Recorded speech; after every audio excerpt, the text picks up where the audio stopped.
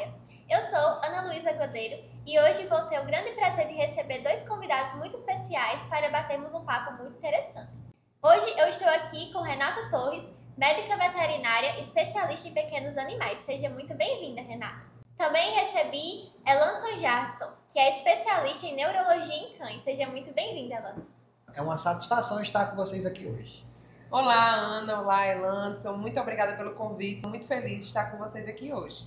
Eu agradeço muito por vocês terem aceitado o convite para a gente ter uma conversa, um bate-papo super interessante sobre a hipertermia, quais são as suas causas.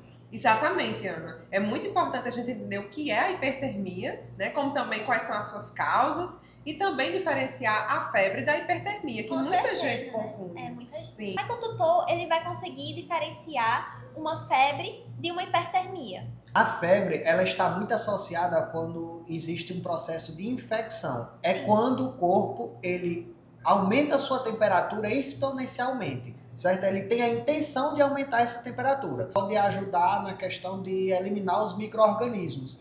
Então está muito associado à infecção e é uma resposta natural, né? Imunológica, Uma defesa do organismo. Uma defesa do organismo. E a temperatura normal, né, do canino, no caso, quando a gente está falando de cães, né, ela vai estar ali entre 38 e 39 graus. Uma temperatura muito mais alta do que isso já vai estar se caracterizando como uma temperatura elevada, que a gente precisa estar averiguando se aquilo ali é uma febre, se aquilo ali é uma hipertermia. Qual a causa daquela reação que o corpo está tendo. A questão da hipertermia acontece quando o corpo não consegue dissipar o calor suficiente. Vamos dar um exemplo de um animal que ele esteja com um ambiente muito quente, um ambiente muito quente, certo? De forma que ele não tem a capacidade de dissipar essa temperatura desse ambiente externo, dissipar o calor e dessa forma é caracterizada a hipertermia. Teve até um caso aqui em Mossoró, né, que a gente passou por isso, em que o cachorro ficou preso dentro do carro, o dono saiu para comprar algo e deixou o carro fechado com o cachorro lá dentro, em pleno meio-dia aqui em Mossoró. E como Mossoró não é lá muito frio,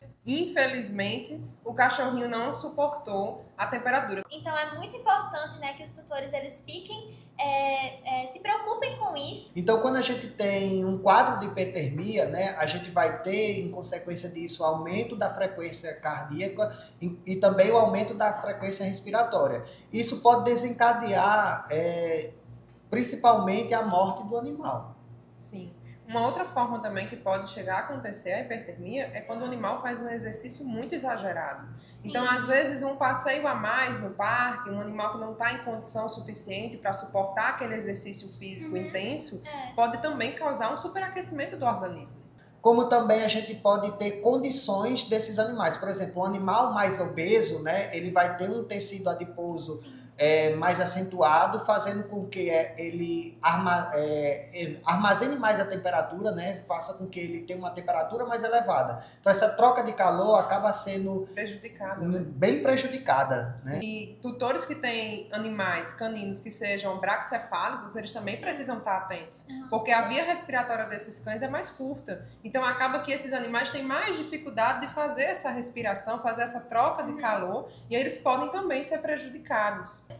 E o que é que vai acontecer com o organismo desse animal? As células dele vão começar a se desnaturar, vai haver desnaturação de proteínas também, e aí começa a acontecer a falência de alguns órgãos, como os rins, o intestino, o fígado, e tudo isso pode causar diversos problemas. Também pode haver a formação de vários coágulos e, ao mesmo tempo, esse animal vai estar sofrendo com hemorragias. Muito importante de como é que os tutores devem fazer a aferição da temperatura desses animais.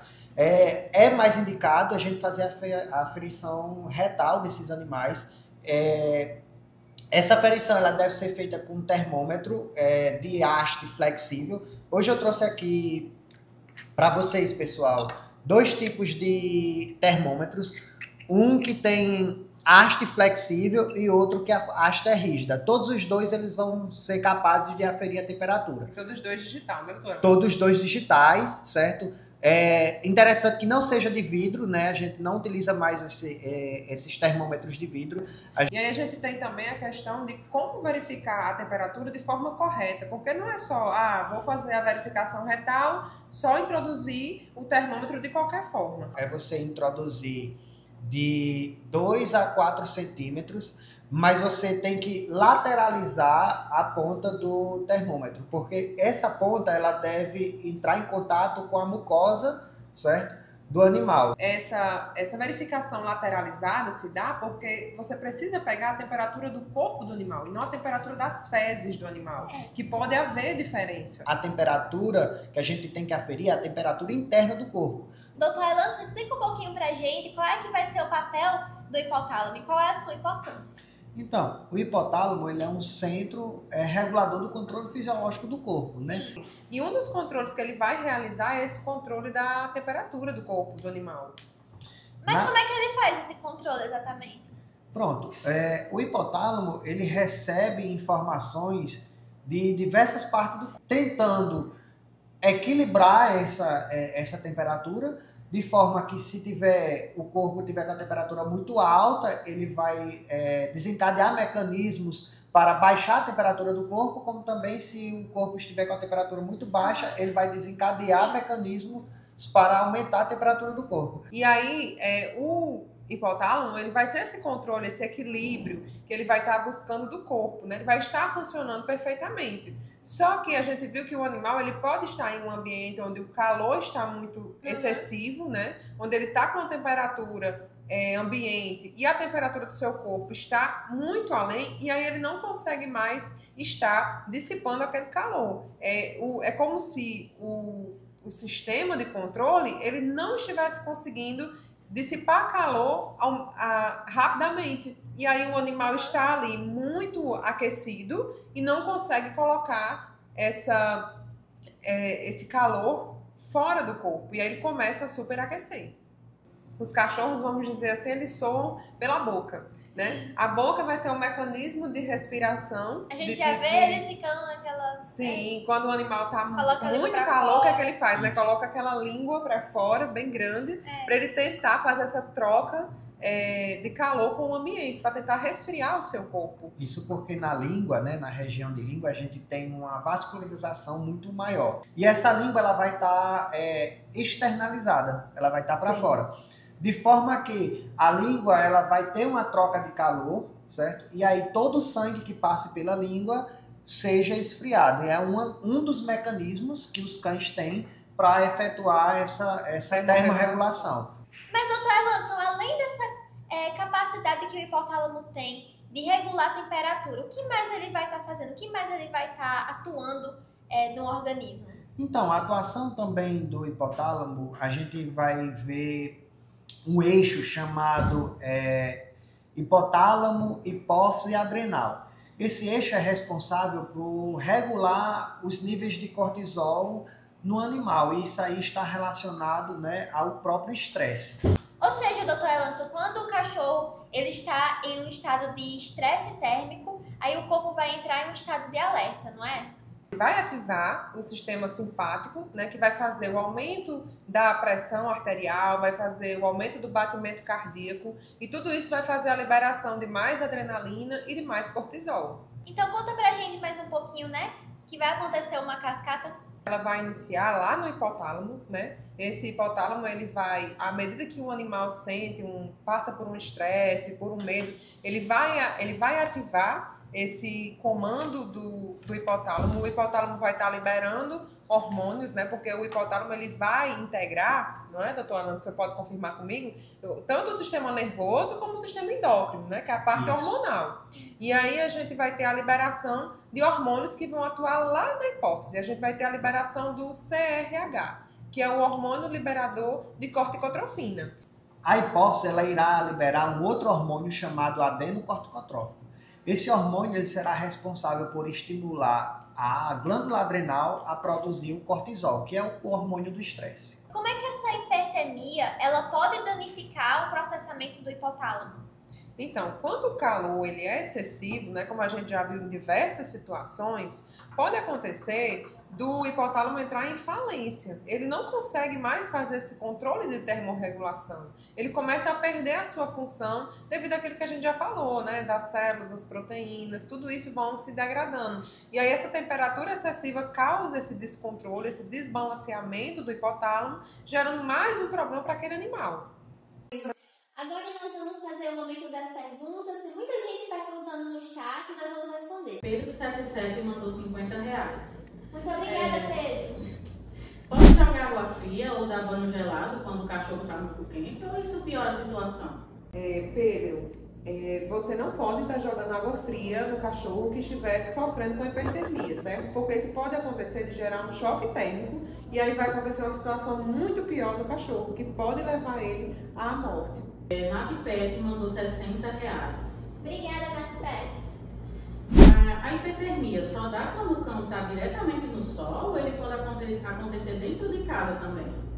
Então, Nath, a hipertermia ela pode acontecer tanto o animal estando no sol ou não, né? A gente pode relatar outras situações. Essas, por exemplo, se um dia for muito úmido, certo? Então não acontece a evaporação da água, certo? No momento da respiração do animal. Então, se um dia for muito úmido e quente, certo? Esse animal ele já vai ter uma dificuldade maior para efetuar essa troca de calor, certo? Então, mesmo que ele não esteja no sol, estiver em um ambiente sombreado, isso sim pode causar hipertermia. Próxima pergunta. Gamer do interior mandou R$150. Muito obrigada. Se eu não tenho termômetro, como eu sei que o cachorro está passando do limite da temperatura dele?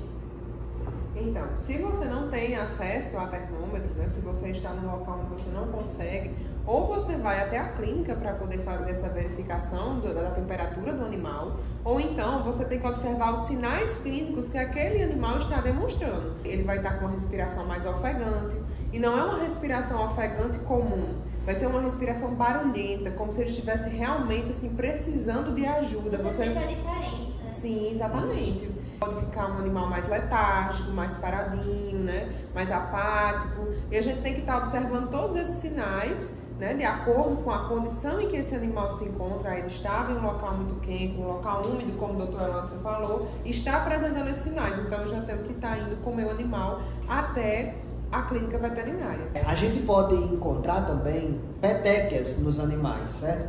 E que é inclusive um dos sinais da CID, né?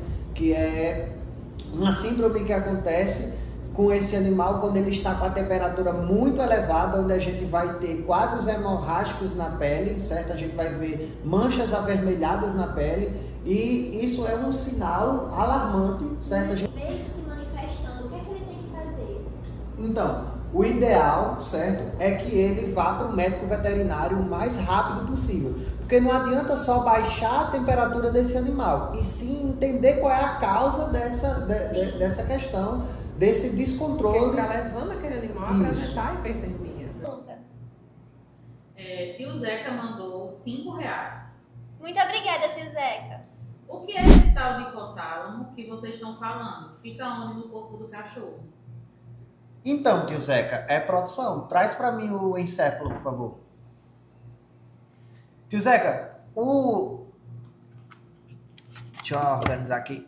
Tio Zeca, o hipotálamo fica no encéfalo, certo? Mais precisamente, certo? Na região de diencéfalo. Na região de diencéfalo, a gente vai ter o tálamo, certo? O hipotálamo. Deixa eu organizar aqui para não cair. E a hipófise. Então, o hipotálamo, ele vai ficar bem aqui nessa região, certo?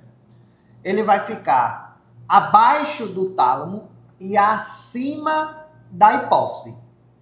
Próxima pergunta. Lucas da Mecânica mandou um superchat de R$500. Muito Meu obrigada, Deus. Lucas. Obrigada, Obrigado, Lucas. Uma pancada forte na cabeça pode causar essa lesão aí? Pode, Lucas. Então, Vai dar uma palada no cachorro, pode afetar. Lucas, Meio complicado, né? A situação Lucas, dessa, eu diria como se não ele afetar. escapar, né, pode sim afetar a questão da termorregulação do animal. Como a gente falou, né, o que a gente pode até ressaltar? O hipotálamo, ele é o centro regulador de temperatura do corpo, né? Ele é o centro da termorregulação. Então, sim, a gente pode caracterizar que uma pancada muito forte pode lesionar o hipotálamo, assim alterando a termorregulação deste animal. Sim. E com isso nós finalizamos o nosso programa de hoje. Agradeço demais a participação ilustre de vocês. Muito obrigada, Ana. Foi um prazer estar aqui hoje. Muito obrigado, Ana, pelo convite. Foi uma satisfação De nada. estar aqui hoje presente com vocês. E podem contar com a gente quantas vezes precisarem. Ai, com certeza, a gente ainda vai chamar vocês mais vezes para termos mais conversas. Sim. Né? Como mostrar como é importante, Sim, né? A com questão certeza. da regulação da temperatura, do Sim. hipotálamo, da hipertermia, né? Que os tutores tenham conseguido entender, né? Tudo isso que nós conseguimos explanar. Foi um prazer estar aqui. Com certeza. E com isso damos fim ao nosso VetCast de hoje. Muito obrigada!